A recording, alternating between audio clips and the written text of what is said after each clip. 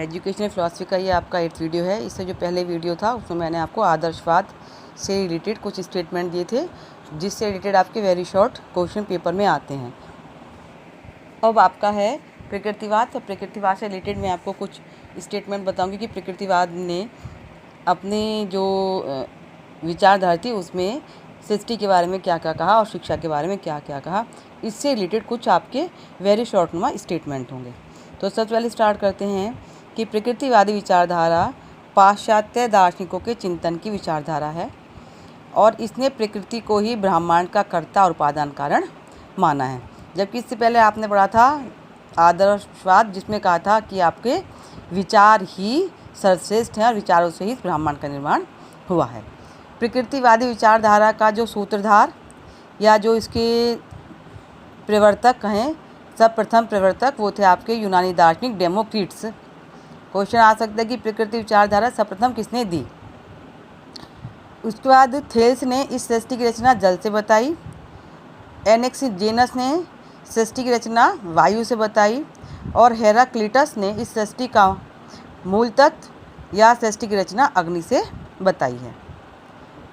परंतु एक स्वतंत्र दर्शन के रूप में प्रकृतिवादी विचारधारा का प्रारंभ 15वीं शताब्दी के प्रारंभ से हुआ।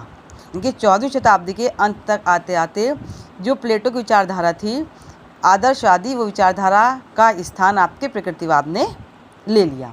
और इसको जो श्रेय जाता है प्रकृतिवाद का प्रारंभ करने का श्रेय, वो थे आपका प्रमुख दार्शनिक प्रकृतिवादी। वे थे आपके Comte, Bacon, Hobbes, Darwin, Lamarck, Rousseau, Herbert Spencer, Huxley, Butler और बर्नार्ड शॉ। इनमें से आप कोई भी 3 या 4 दार्शनिक याद करके रखिए, क्योंकि पेपर में आ सकता है कि कौन सा दार्शनिक प्रकृतिवादी है। किन्हीं 2 प्रकृतिवादी दार्शनिकों के नाम लिखिए। नेक्स्ट आता है आपका प्रकृतिवाद के प्रमुख रूप या प्रकार। क्वेश्चन भी आ सकता है पेपर में, प्रकृतिवाद कितने प्रकार का है। तो प्रकृतिवाद के आपके 6 प्रकार हैं। सबसे पहले परमाणुवादी प्रकृतिवाद जो डेमोक्रिटस ने दिया। दूसरा वैज्ञानिक प्रकृतिवाद जिसे थॉमसन, रदरफोर्ड और चैडविक ने दिया, इसको हम भौतिकवाद भी कहते हैं। तीसरा आपका यांत्रिक प्रकृतिवाद यानी कि मैकेनिकल नेचुरलिज्म, इसको दिया लाप्लास या हर्बर्ट स्पेंसर ने। यांत्रिक प्रकृतिवाद का मानना है कि मनुष्य एक यांत्रिक प्राणी है और ब्रह्मांड एक यंत्र है। जैविक प्रकृतिवाद जिसे कहते हैं बायोलॉजिकल नेचुरलिज्म, जिसके सूत्रधार या प्रवर्तक थे आपके डार्विन और लेमार्क। फिर आपका 5th ऐतिहासिक प्रकृतिवाद हिस्टोरिकल नेचुरलिज्म, जिसके प्रवर्तक थे आपके मार्क्स और एंजिल। और लास्ट है आपका शास्त्रीय या रोमानीय प्रकृतिवाद, जिसे क्लासिकल या रोमांटिक नेचुरलिज्म कहते हैं। और यही जो है वर्तमान में प्रकृतिवाद का प्रचलित रूप है आपका।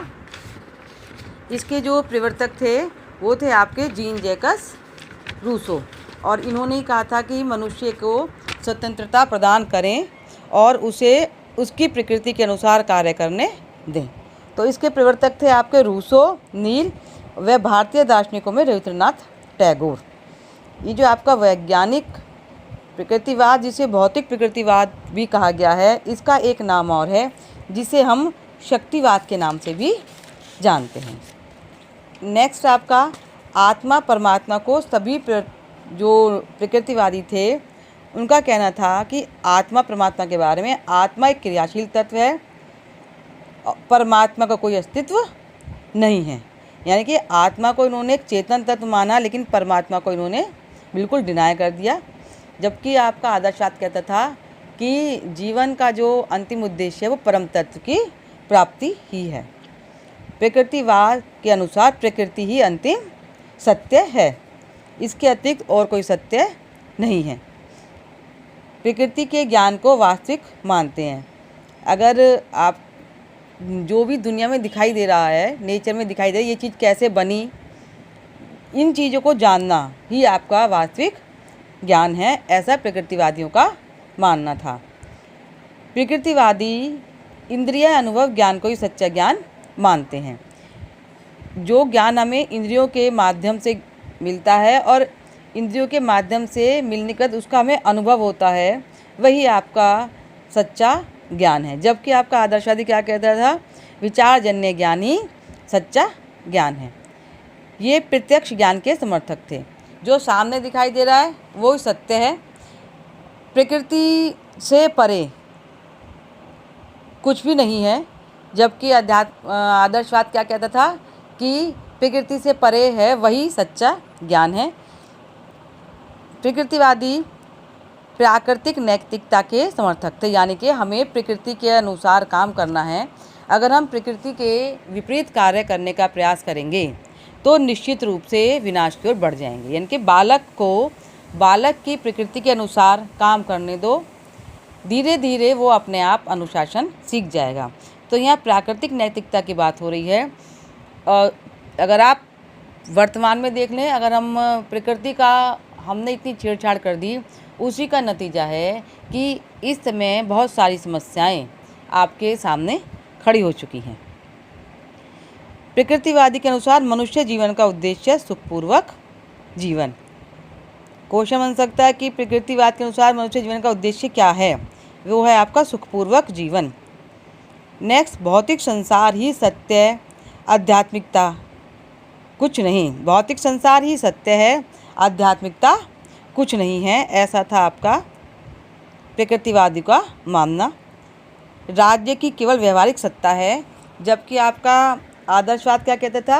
राज्य एक विवेकयुक्त सत्ता है। प्रकृतिवाद की खासियत, इन्होंने मानव को एक यंत्र माना है।